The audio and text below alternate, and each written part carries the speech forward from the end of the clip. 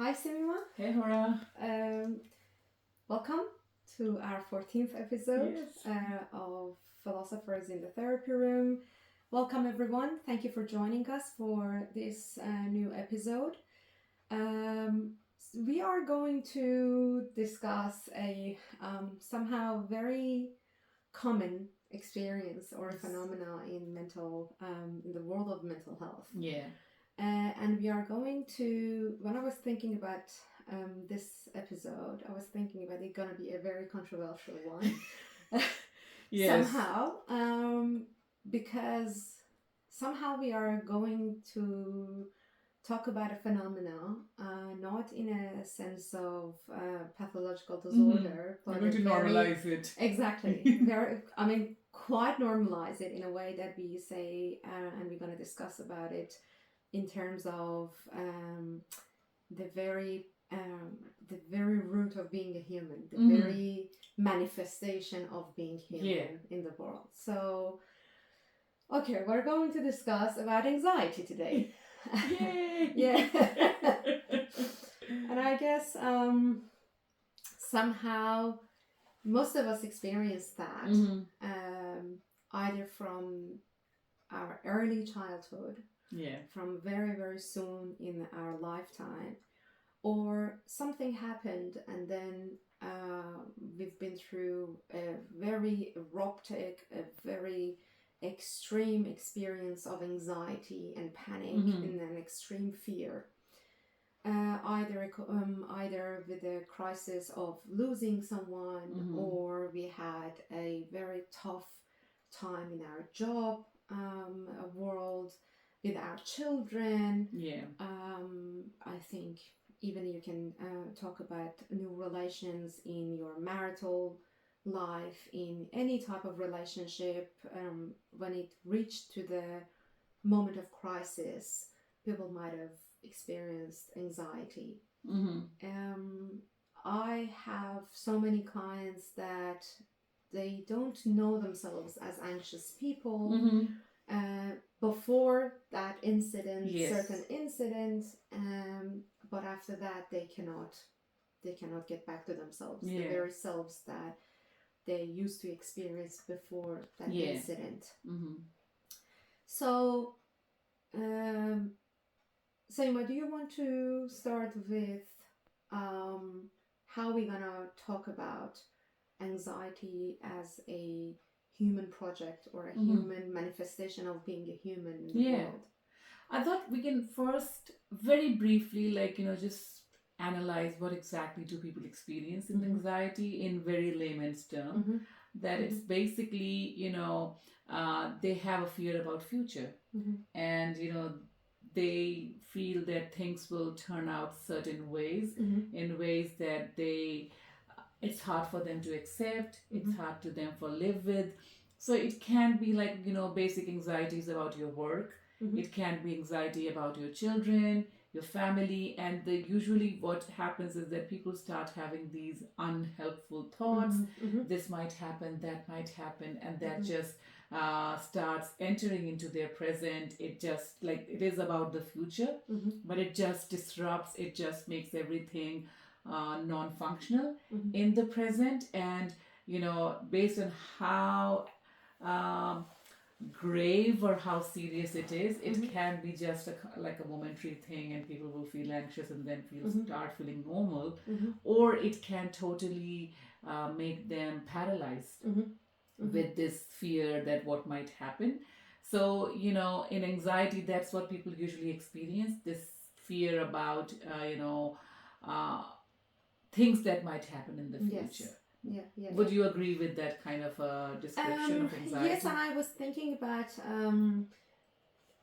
if I want to put it in a more philosophical somehow grounding, or grounded in a philosophical land, I would say that thinking about the future and the things that will happen in the future or might happen in the future somehow starts to be lived as the present. So this is something that when I was reading about anxiety, when I had the first anxiety attack Mm-hmm.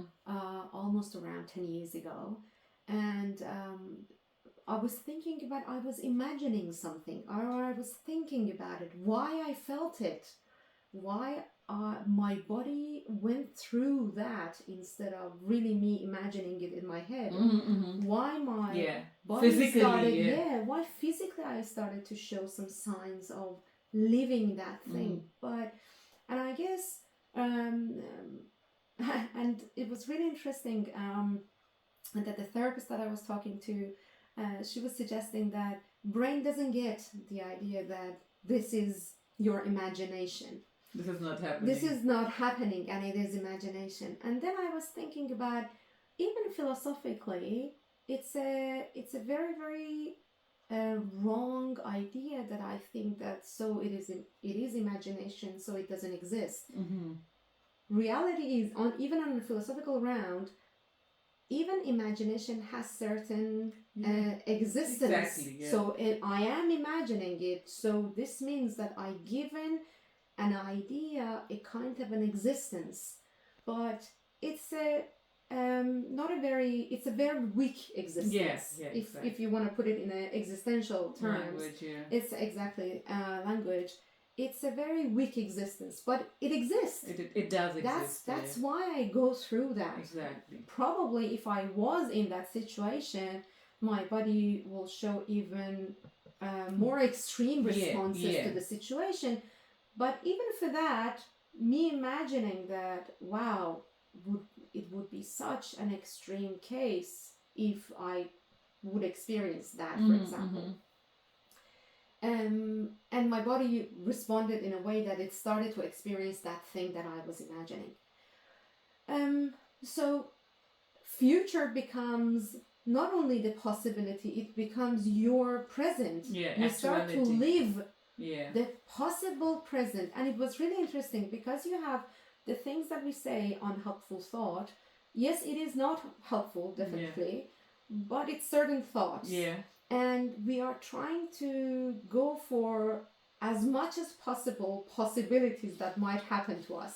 This means that on a rapid sense, it's just like we put it on a speed, and we're watching a movie and we put it on a speed, and we try to live all of those possibilities. It seems that we are imagining it, but somehow we are living all of those possibilities.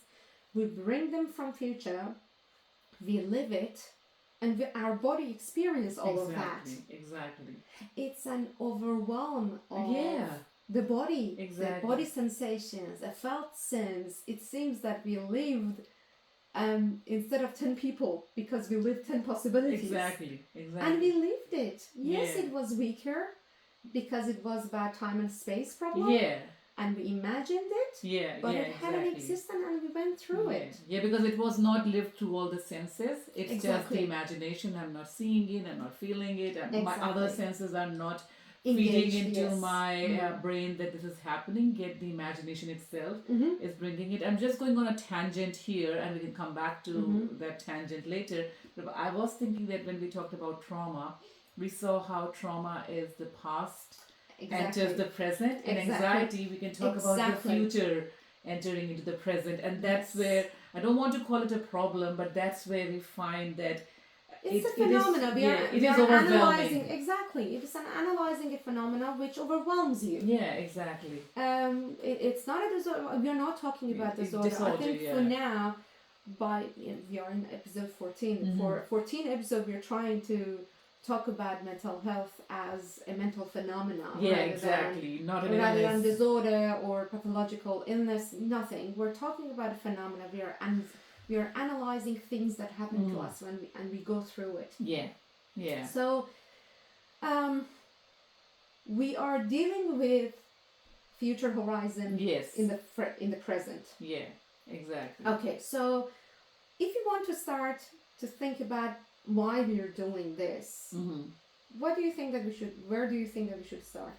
And I think it's best to start with the existentialists, because they are the ones who actually crisply gave us the root of anxiety itself, like what it means to be anxious. And I mean, they were not presenting it as a problem or a phenomena experience, but some people who had a terrible childhood or a terrible experience, in existential philosophy, this is the very condition of being human.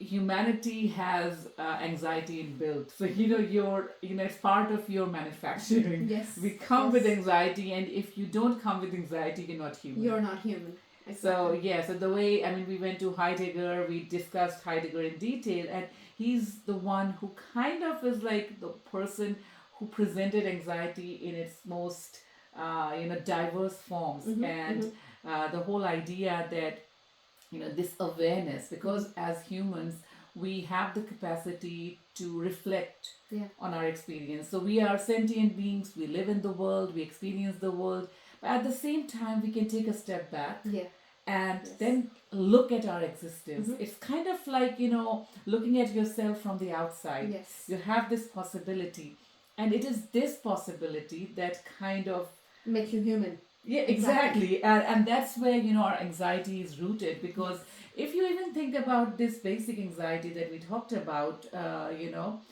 it is, as you said, it's not basically in the present. It's an imagination. So this is the possibility of you taking a step back, that okay, right now this is happening, but this could also happen. Exactly. It could go there. So this is basically a reflection. Exactly. And the possibility of seeing what different scenarios are possible. And that's what gives you anxiety. It's not because something bad is happening, but rather I can think on a million other possibilities. And that's that reflective possibility, that possibility for us to be aware of what's happening and what could happen, is the very basis of being human. And that's why Heidegger says that it is basically our, it's an existential quality. There is no other there's no other way to be human. You are human, you would be anxious. Yes. Accept it and move on. Yes, accept it and move on. I think we are really. I think the whole episode we're going to talk about acceptance of anxiety as an existential quality, and that's the very root cause of something that even we pathologically experience as an anxiety attack, or in mental health psychology we call it anxiety disorder. So when even you feel and experiencing anxiety as a disorder, again the root is the same. So when Heidegger talks about this possibility of coming above yourself, coming out of the situation, coming out of the present moment, and think about so you come out of, it's just like it's a transcendental position. You can come up, you see the past, you see the future, you can see where did you start it and where are you heading to. The very possibility and very quality of being a human is this, that holding the past, present, and future, and then holding it and together. And holding it and feeling it, the tension, feel the tension in it. The very idea is anxiety is feeling that tension. And if you're thinking about, okay, as an existential quality, Seema, do you is it possible for you to just explain for us that Heideggerian sense of, okay, this is an existential quality, and we can be aware of the past and the present and the future and the possibilities, or the horizon of possibilities in the future. What in this awareness, there are awareness of certain thing about human being, about the I think about the destiny of the human being, that it is really cause of the anxiety. Heidegger talks about finitude. We have an end. Yes, we can step back. We can see ourselves from the past, going through living in the present and going and heading to a certain future, but that future is limited. Limited, yeah. We are not limitless. Yeah. We Yeah. are limited beings. We have an end. Yeah. Yeah. And even it's not a fixed end, it's an end that lingers on the present. Really, it's on top of the present. Exactly. It's just like a cloud comes with you. Yeah. It's a finitude that you live with every breath in the present. I think he has the term that being towards death. Yes. We are being towards death. Yeah, we are not being toward anything else other than death. And this like like one of the terms he used was like Dasein, being in the world, but Dasein is a being who is towards death. Death. So this is inbuilt. So just imagine that this awareness of our own death is all the time experienced by us in each and every moment. In itself, it is an anxiety-inducing idea, because in each and every moment I'm aware of my own, doom, and not just mine. We were earlier talking about I'm aware that my loved ones will die. Yeah.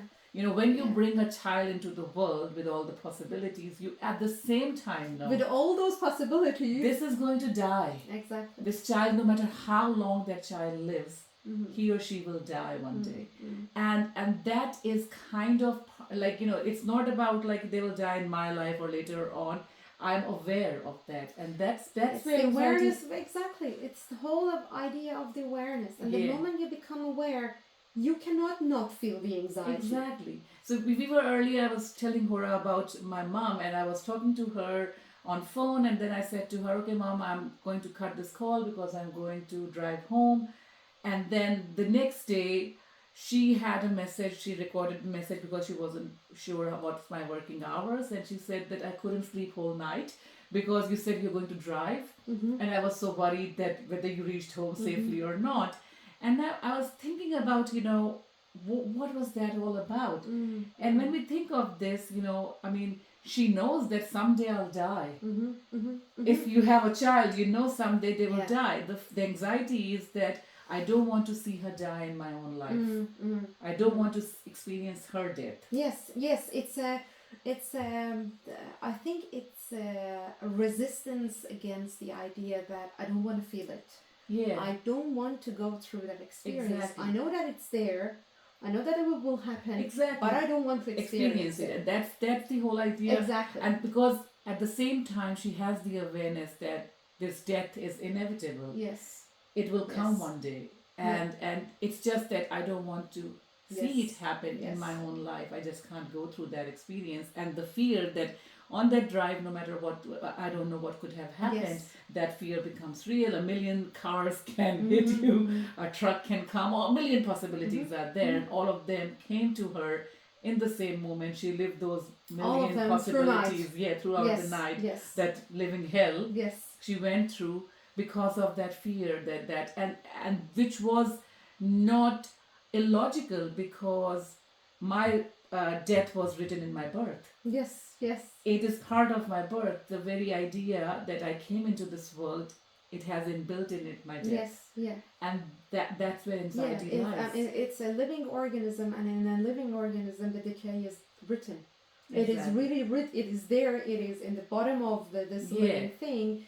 It's the decay that will happen. But the other thing for us is also that we are not just, decay of everything is written, but everything is not aware of their death. Yes, exactly. We are aware of our death. Yes. That's why our mortality is so different Yeah. from the mortality of anything else. So like my cat, she's afraid of fears, not because she's worried about her death. It's more about the survival instinct. Yes, exactly. It's basically the reptilian brain that makes her run, that makes her eat food. But she's not thinking about her death the way we think about our death. So that's where, for Heidegger, this finitude and the awareness of the finitude. And I think again, something else adds up to the finitude, and the idea is the freedom. Yes, you're gonna die. It is inevitable, but you don't know when. Yeah. and you can choose to do something with it. Yeah. So it is not something that is written for you in a script sense. Yeah. So it's not a written script for you that you're gonna do all of this. These 1, 2, things. 3, 4 to 10, which is your death time. So first of all, you don't know what is the time, and because you don't know, and you have freedom, you need to do something with it. About it. You cannot just sit waiting for that day. No, yeah. Yes, you are moving toward that moment, but because you are free, you need to take responsibility for that freedom, because the idea is, I don't tell you when. Yeah. You don't know any idea about the when, the time, the very destination that you need to travel to reach that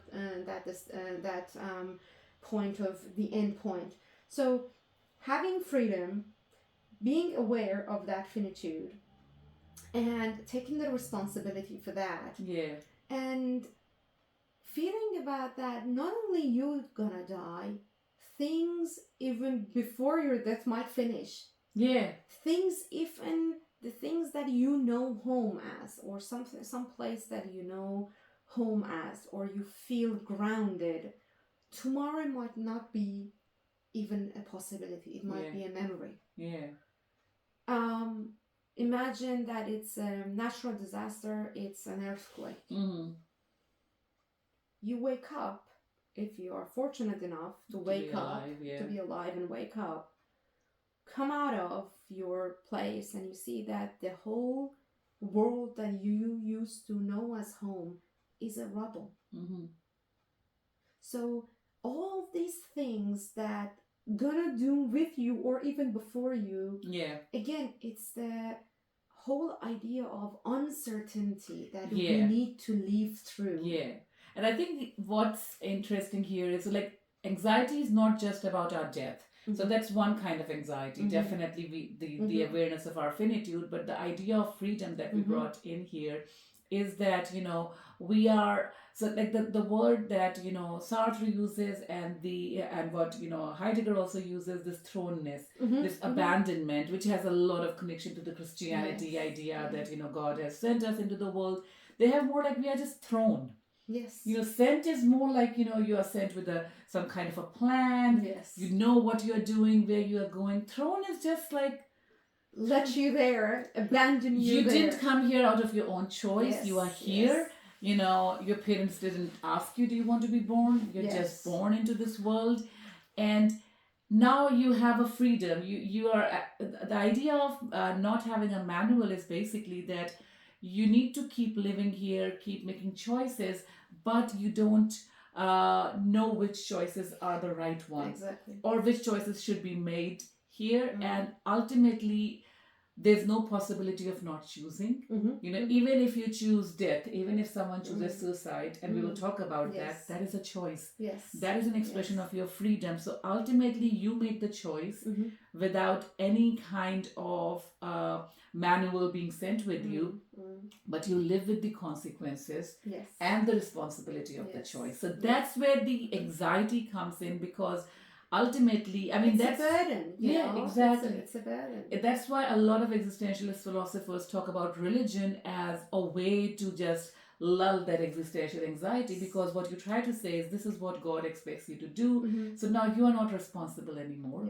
This is the manual. You just follow it. And then I'm not talking about the existentialist,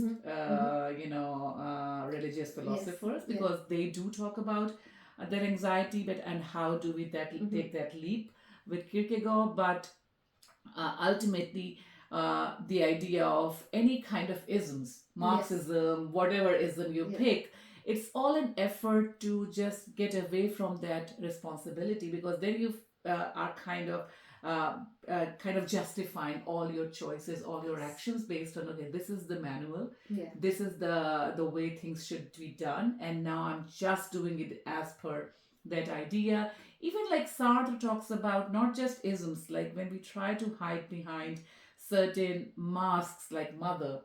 So if I try to say that all my choices are the choices of any mother would do this in this situation. This is again our existential anxiety, because I'm so afraid of making the choices I made, because it's not so much about good or bad, but rather I'm the only one responsible. And I'm the one who made this choice. And so that's why, we try to hide behind these masks. Anyone who is a good mother would do it. Anyone who loves you would do it. Instead of saying, I did it. I made that choice. I love you and I made this choice. And, I'm not trying to hide behind that veil of love. I made this choice. And yes, it is the anxiety that kind of makes us go behind those veils, because it's a very heavy burden. That anxiety to carry that, that making that choice. We just don't want to live with that. And I guess we are condemned to make choices. So as much as possible that you can somehow lighten this burden. Exactly. We have religion to just leave some responsibility to God, to this, to the script, to the Holy Script, to the messenger, to whoever that can take the responsibility. We have social norms, and we tend to obey those social norms because we just get away from those certain responsibilities. I'm just following, Exactly. I'm not consciously making decisions, but even following is a conscious decision of following. Exactly. But the whole idea is we are all trying to lighten the burden of anxiety. Exactly. And what Heidegger uses the word, it's uncanny.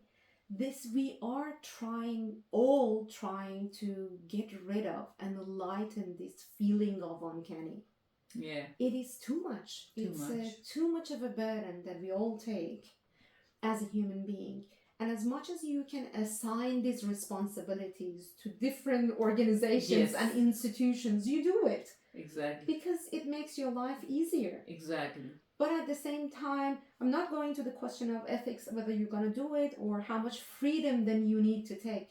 Because even as assigning those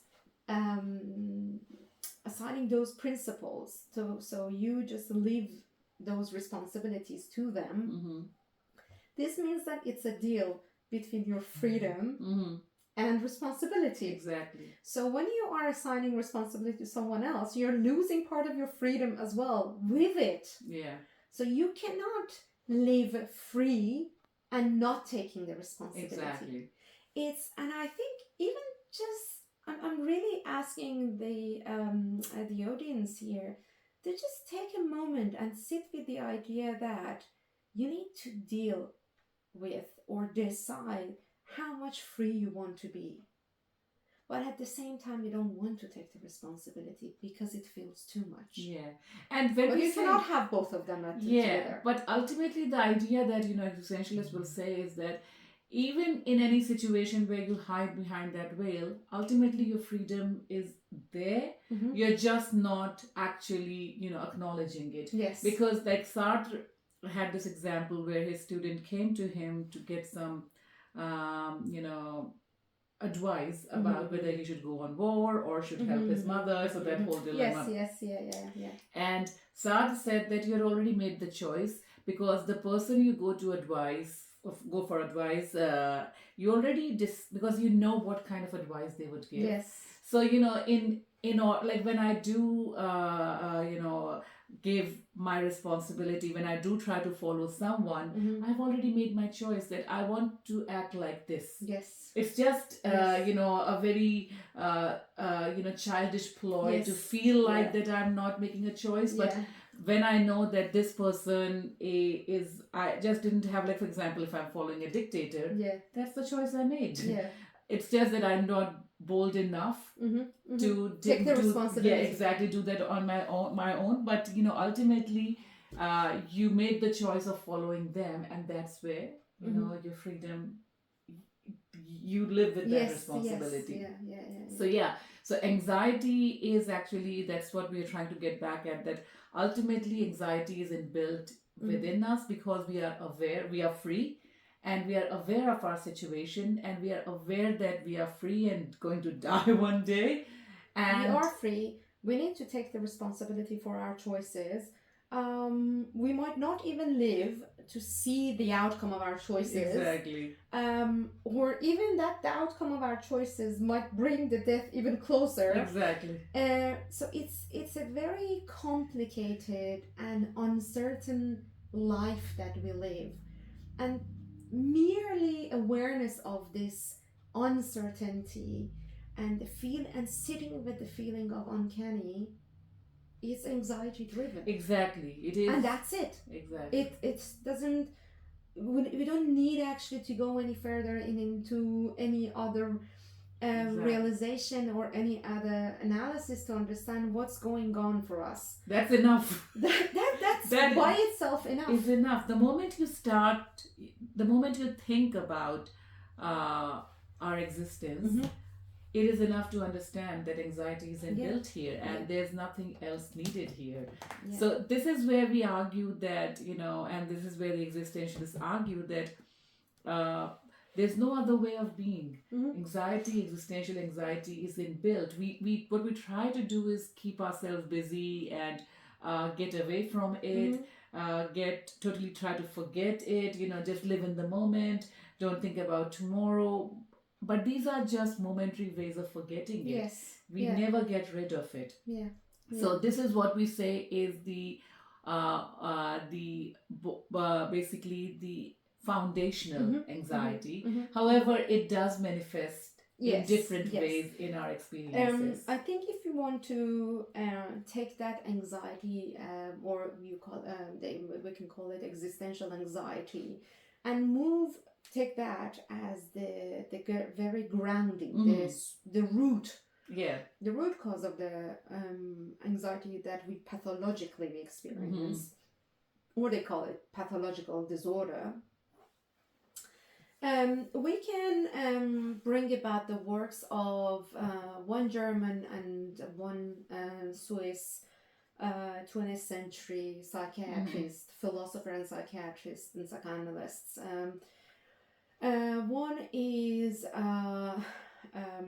Binswanger, and Binswanger he talks about existential styles. And he talks about, okay, if I accept that existential anxiety is the root cause of whatever we discuss as anxiety in our client, in our human being, in other human being, or in ourselves, what's going on that it starts to show itself as a disruption? If it's something that everyone can experience it, why for some people becomes a disorder or pathological struggle? It shows itself as a pathological struggle. And he introduces this concept of existential styles. He talks about, and he suggests the idea that everyone has a certain style being in a world. Our being in a world has a certain style. Everyone has a certain style of being in a world.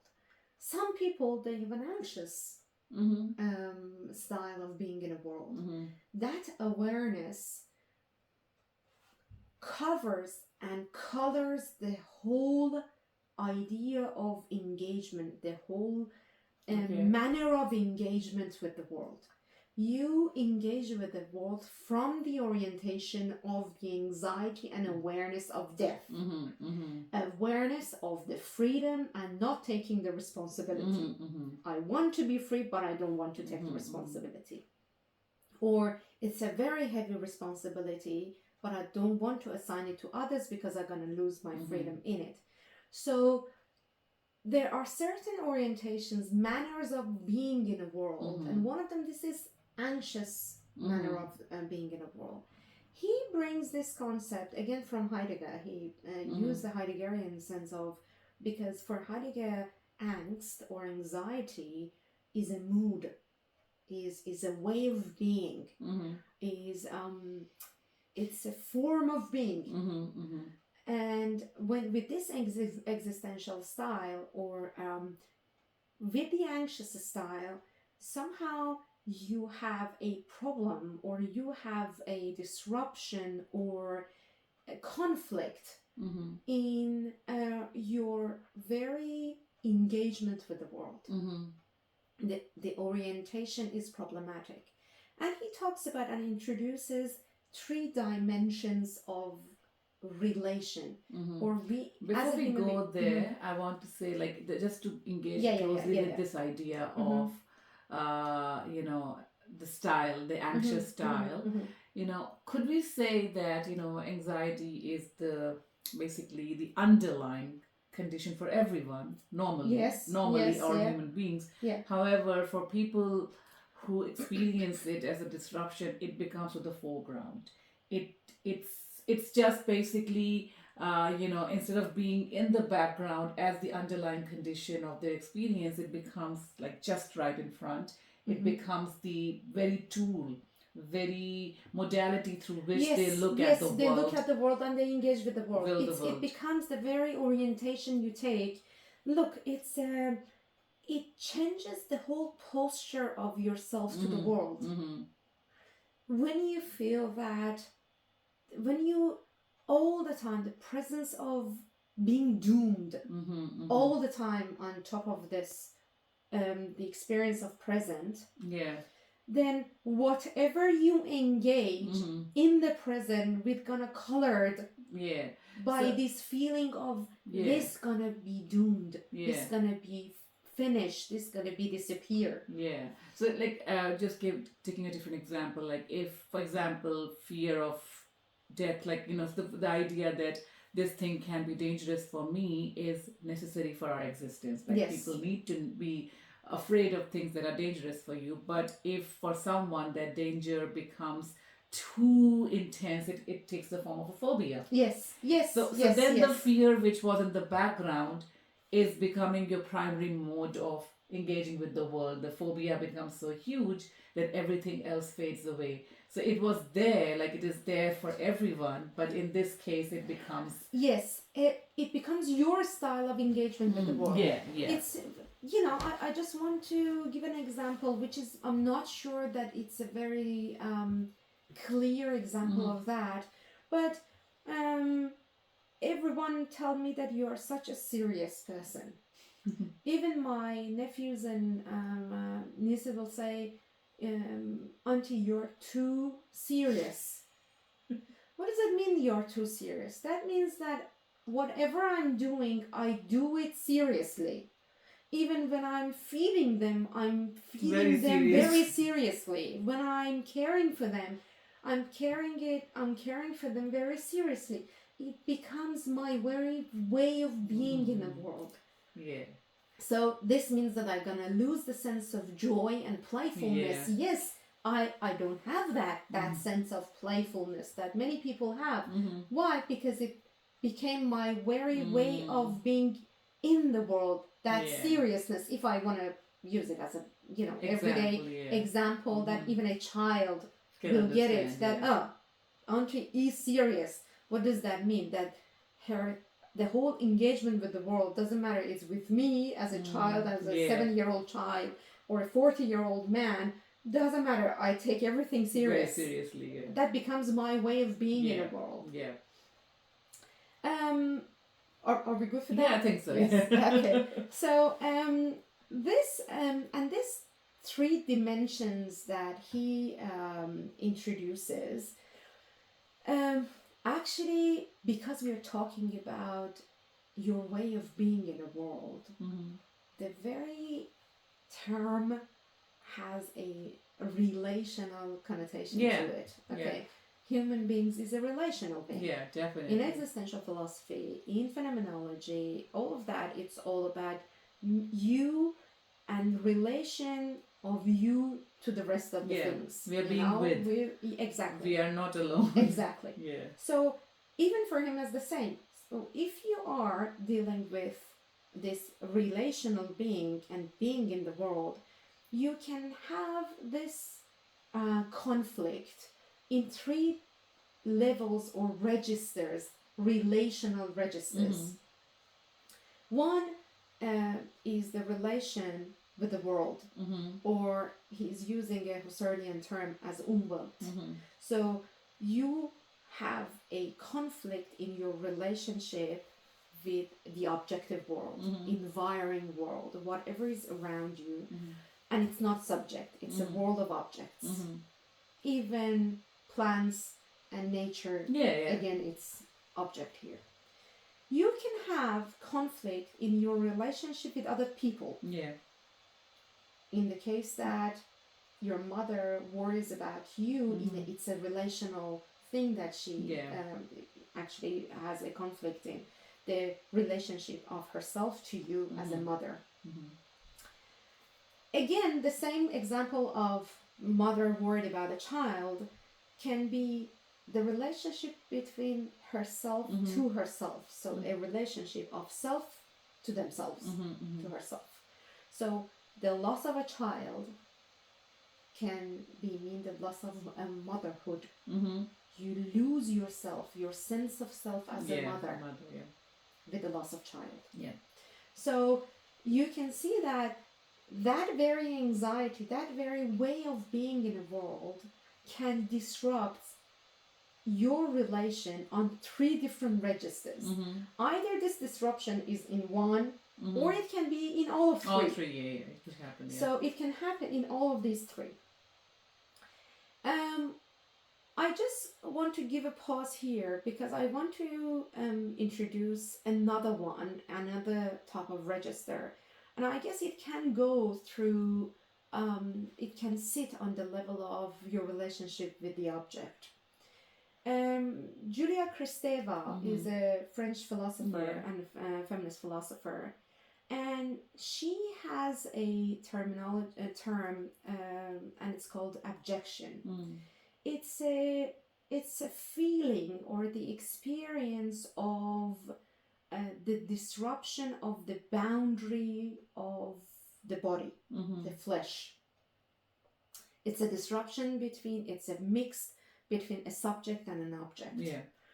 It's a sense of intrusion that you have, but it's a very bodily experience. It's a very physical experience.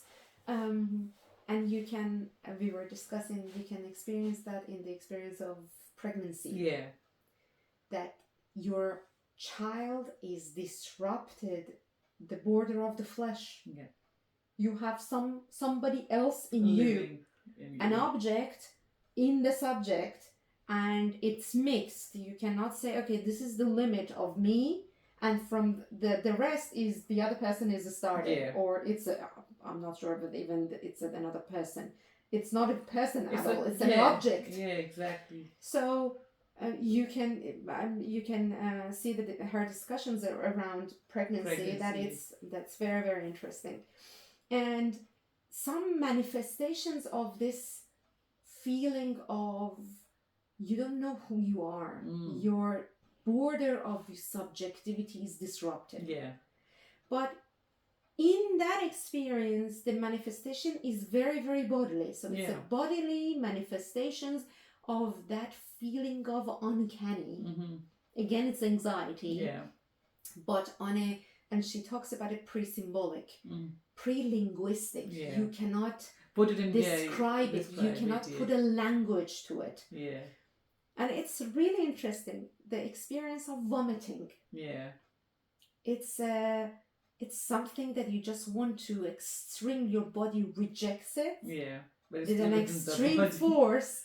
Why? But she describes it as this is an experience of abjection. There is something in you that you just want to get rid of it. You feel that your body is intruded, the subjectivity is intruded by an object. The border of the flesh has been disrupted. So you can see that the very same anxiety and feeling of uncanny, the feeling of anxiety and uncanny can be experienced on the level of body as abjection. I get back to that 3-dimensional somehow relationships that we can have with the world, with ourselves, and with the others. And I'm gonna use one of the famous examples and cases that Binswanger wrote about it. Okay. He talks about Ellen West, and Mhm. Ellen West was his patient, and she had extreme anxiety. She had clinical anxiety, depression, and anorexia, so Okay. eating disorder. And the very interesting way of dealing of Binswanger dealing with Ellen West. Again, he tries with the anxiety over there. He tries to see how Ellen West is, the world of Ellen West is disrupted in these three-dimensional levels. He had an extreme anxiety and feeling of rejection against the weight. Anorexia, she used to not to eat because she had this fear of gaining weight. And she felt that as exactly as a feeling of abjection, that something, the weight of the world comes in, disrupts the subjectivity of hers. The food that she consumes. Exactly. It seems that the object intrudes the subjectivity of hers, and she wanted a pure subject. She wanted an existence so pure, doesn't have any kind of weight to it. It was this dreaming of an extreme freedom of weight of the world, even if that weight comes from a piece of bread. Doesn't matter, it's a weight. So she was dealing with this idea that the disruption, again, it's in a relational field of me with the environing world. Food is the other, is the object that she doesn't want to intrude with the border of an extreme free subject. So probably like in this case, she, of course, her subjectivity depends on her body, but she wants to reduce that body more and more. Exactly. Like disembodied experience. Exactly. Like, she wanted to have a disembodied experience. She wanted to purify herself as much as possible from the weight of the world. Body, so the body itself was like, it's some form of abjection itself. Like she didn't identify her own body as her own, although her subjectivity was within the body, but she somehow felt alienated, separated from the body itself. So you see that even when you are describing, again, it's a problem with the self as well. She wanted an extreme freedom of, yes, I want to be free, but free from any kind of subjectivity, objectivity. Even if this objectivity, it's my body. As long as it has material, it has a relation to the objective world, I don't want it. Again, she wanted to have an extreme sense of freedom in a way that she was suicidal. She had lots of suicidal ideation and she had the suicidal tendencies. Even she would see suicidality as an extreme sense of freedom of writing I want to write my death. An extreme sense of freedom. Even if, yes, we are going toward the death, but I decide when. Here I think we can also bring the other dimension of existential anxiety, or even just the experience. We did talk about why we run away from responsibility, but at the same time, the idea of freedom is we are free, but at the same time not 100% free, because the world is always playing. The world is always there. My body is there. Like, I'm in being towards death, what we are also recognizing, as you said earlier, that I'm free in making choices, but the death can come at any moment without my choice. We have to accept the freedom as well as the facticity that I have no choice in certain matters. Exactly. So you see that how she wanted an extreme of these qualities of being human but without accepting the facticity of exactly. So she has the problem with the other side, that Exactly. that you're free, but at the same time the world is playing at you. There's other Exactly. freedoms are Your playing field, yes, your Yeah. body is a field of play Exactly. of the other. Yeah, I mean, Yeah. no matter how well I drive in a world where others are Exactly. driving. Exactly. So, it's not just how well I'm driving. Yes, My safety yes. depends upon how well you Exactly. and the others Exactly. are driving. Exactly. So, yeah, so we are free. I'm free to make choices, but we make choices in a world where objects and other freedoms are also intervening. Exactly. And say, no, I don't want it. I don't want to play this in this game. So this is your reaction. These are relational conflict that you have. So it's not something, I don't see that as pathological anymore. So okay, let's see how you can engage with the world other than this way. Then it's not a disease. It's another kind of being in the world. It's trying to engage with the world from a different perspective. Try to engage with this in your relationship within these 3 dimensions, 3 registers, in a different manner. And then you can start eating again. Because you don't feel that you're disrupted by food. Yeah. That you don't want your body to be filled of the game of the object. Yeah. So her, because of this desire to be pure subjectivity, free from the weight of the world, and the weight of her own body, and the death that is, coming on its own, like not your choice. So it is like extreme form of like just being a freedom. And that's where, another kind of anxiety that we need to accept. Like the whole idea of thrownness, finitude, I'm being to some extent an object in the world. I'm an object for other people. So that's also part of our anxiety. We want to reject that. So she was struggling more with that. So it's really interesting that you see even something like eating disorder, anorexia, as something deeply rooted in anxiety. Yes, it is anxiety, because everyone, for anorexia, it's a fear of gaining weight.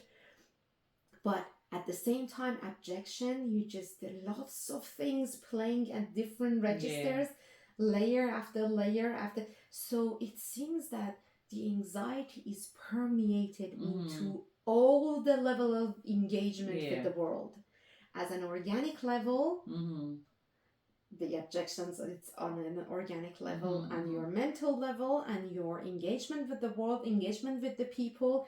I think when you are seeing anxiety as something that can permeate and can shape the whole, the way that you engage with the world, it's not pathologically disorder. It's not a disorder. It's a kind of me engaging with the world, and the question is why I chose to engage in this way. How I engage with the world in this way and not other way. So this is not a right or wrong, because the moment we're talking about disorder, anxiety as a disorder, and it's so interesting. We explain to our clients that, look, we all have anxiety. If you don't have fear, you cannot survive. Something is wrong with you. If you don't have this sense of fear, there's something wrong with you. You cannot survive. A baby needs to learn to fear some danger. Otherwise, there is no survival. So it's a matter of survival, this fear. And then we say, no, if it surpasses certain limit, where is that limit? Show me that limit. When this surpasses that limit, that I feel I'm sick. I feel the uncanny. I'm unsettled. I feel unsettled. And I guess when you see it as an existential quality, then you don't see it as a disorder. You say, okay, is there any other way that I can engage with the world other than anxiously being engaged in the world? Can I do something with the idea that I am going through death and I'm going toward death, and it can come to me at any moment? One. Second, I have freedom. And because I have freedom, my choices have certain consequences that I need to deal with the consequences as well. So these are the things that I need to deal with. And there is no pre-written script for me to show me the way, that this is the way, and don't worry about the consequences, someone else is going to take the responsibility. Yeah. It's all about how you want to play with all of these factors, and you feel more settled and less unsettled. Yeah. Anxiety is part of your being, is part of the quality of human being, but can sit there somewhere as your qualities, but not as the first point of interaction with the world. Yeah. So if we want to put it in the language that we try to work with trauma and you know, the unprocessed past. Yes. So like, because we did talk about how anxiety is where the future disrupts the present. So it's always about like, so the anxiety which often becomes pathological, which is mostly the anxiety that is disrupting the present, that is actually making present being unfunctional, and that can vary. For some people it can be just like this really strong feeling that is holding them back at times. For others it can be crippling, you know, or go to the extremes of suicide, whatever it is. So it's basically where the anxiety is actually you know, just disrupting the flow of the present. Flow of life. Exactly. So it's I guess, instead of going to the language of normal and abnormal, let's talk about the disruption of the present. I think that's a very good point, Simon. Thank you for mentioning that. I guess this is a very good I think marker for us that we need to question ourselves. Am I in the present or somewhere else? If I am in the present, so the anxiety is in this place, it's my existential quality, trauma that happened, bad experiences happen, I have painful memories, I have traumatic memories, I dealt with it, so I could unhook myself from the past and I come back to the present. And if I still live in the past, so this is a disruption. Then people, they call it, they want to call it disorder or not, or pathological engagement with the past event. That's the moment that I said, okay, this is that I'm not living in the present anymore, so I need to do something about it. Because it's all about being in the present, here and now. Here and now. The past and future are going to play a part. Because things happen in the here and now. We live and we unfold experiences in the here and now. As the moment that we are triggered by or intrigued by the future or hooked by the past experiences, this is a disruption of our world. I think this is the most existential way of putting it. Exactly. That, you know, our the boundaries of the past, present and future are getting disrupted here. And by anxiety is always about the future. However, it's still as an imagination. It's still as a possibility. It really soak into the present. I mean, things that soak into the present feels like disorder. I mean, like the term, like Heidegger has another term, he says like the death is the possibility of the absolute impossibility of the design. So it is basically the possibility. Exactly. And I mean, it is the absolute impossibility in the sense that when I die, I'm absolutely impossible. Nothing is possible about me anymore. But it is a possibility. It is not a reality. But with anxiety that disrupts, you live it as a reality. You start living it as a reality. You, to some extent, to a great extent, you know, depending upon, you know, how, like, you know, the whole hyperventilation, the body, heart palpitation, it is a very, very big manifestation of that future just creeping into your present. Yeah. And that's where, this anxiety, I'm not calling it like what people call pathological. Yeah. That's where, this is not the healthy anxiety. Yes. This is entering into the realm where it is impossible to live. Yes. It's very difficult to live anymore, and that's where you try and to. I think really similar. If we wanted to talk about health is somewhere that present is not contaminated by past or or future. Yeah. Yes, it's a movement, and it is very small. Present is the smallest part. Maybe it's just a bridge. It's nothing. Exactly. It's a past bridging to the future. Exactly. But at least it should not be flooded. Exactly. Either from the future side or the past side. So somehow you need to be totally dry when you're passing and on not the cut bridge. off. Yes. Because it's a bridge. Exactly. If you try to cut off the future, I don't want to think about it, that's a denial. If it's cut off from the past, it should be a bridge. Yes. It has to be a bridge, but it also has to be something which is neither future nor past. Yes. It is just a present. You should pass the bridge without wetting. Yeah. The bridge should not be flooded. Yeah, exactly. Either from the present, from the future side or the past side. Yeah. I think this that we have solved anxiety and trauma. That's all anxiety and trauma are about. I'm not sure really how much this will be helpful. People might feel that they play with the anxiety so in a reductionist way. I'm not sure is it a reductionist. I think it is very for me when I feel it that way. When I see it, because I was thinking about it, why I said it's controversial, because it might felt like if you deal with anxiety from an existential perspective, it feels that you're not taking me seriously. Yeah. But actually, this is serious. I mean, it's an existential quality. Cannot be any more serious than this. Yeah. No, I think. With each and every emotion, we talked about grief and loss. We talked about, trauma.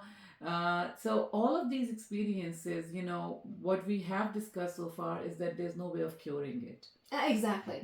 They are not problems. Exactly. The whole idea is that, they are there. What happens is that one thing becomes so prominent that it colors everything else. And that's where, we talk about disorders, Mm-hmm. So it is basically, just think about even physical health. I was noticing some heart palpitation. And so your heart is always pumping. It's always beating. Yes. But when it starts beating too fast, that's where it becomes problematic. So the beating of the heart is not a problem. Similarly, anxiety, grief and loss, all of these things are actually part of being human.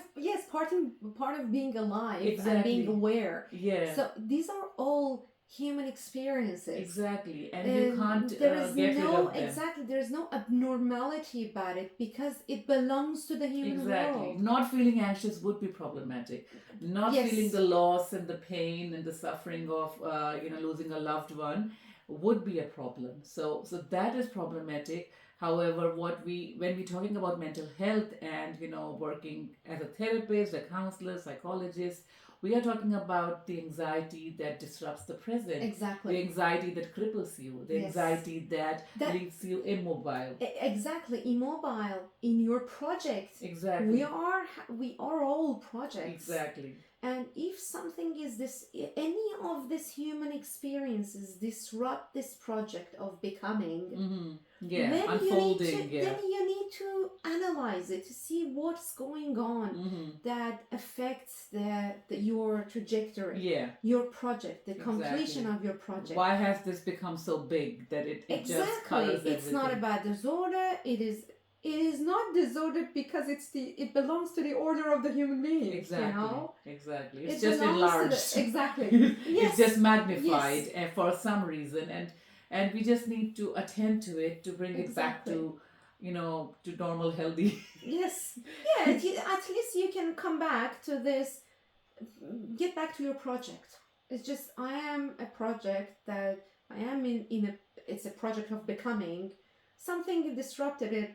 I need to just fix it. I need to attend to it, fix in a way that, not correct it, but attend to it. Yeah, pay attention to it. Attune myself to it, so it can be fixed. It can come back to the project. It becomes a part of the functional part of the project. So it's all about the functionality, really. How functional you are. Exactly. And I'm not talking about a capitalist functionalism. No, it's about the functionality in the project of becoming. That's it. Exactly. This is the only function that I know. Exactly. And so it's not about disorder. And I guess philosophical language makes it so clear that there is whatever we discuss here belongs to the human world. Exactly. And it is not out of norm. Yeah. As long as it belongs to the world of human, it's a norm for a human being. Exactly. Yeah. So like in dealing with, if you're working with a client with anxiety, it's not about making them stop feeling anxious. It's rather making them understand that anxiety would always be the underlying condition of their existence and their experience. However, it's not the only thing. Yeah. And there's a possibility to actually be aware of these absolute possibilities that could happen, but at the same time still be able to live in the present and engage with the present, being aware of what could ever happen, and this would never go away. This would never be comfortable. This uncomfortableness is part of who we are. Yes. You can't take it away. That's the curse of being human. That's the cross we carry, being human, and there's no other way of being human than just being anxious. Than this. Exactly. Thank you so much. I think that's a good note on which we can end. I didn't know that how this gonna be. How will it land with people? We don't know that. Yes, but actually we are really looking forward to hear from you. We would love to see how it really landed with you guys, and how whether you feel that this might really work for you or can give you some light in your in analyzing what's going on for you, for yourself. We are all dealing with our experiences, and we are the best people to deal with the experience, our personal experiences. We are the best analyzers of our own experiences. And rely on yourself and trust in that. And if you have never experienced existential anxiety, then welcome. Yes. Try it. Try a little healthy dose of existential anxiety. And see how you feel. Thank you so much, Seyma, for making this happen. Take care of yourself, and we'll see you, and hoping to hear from you in our next episode.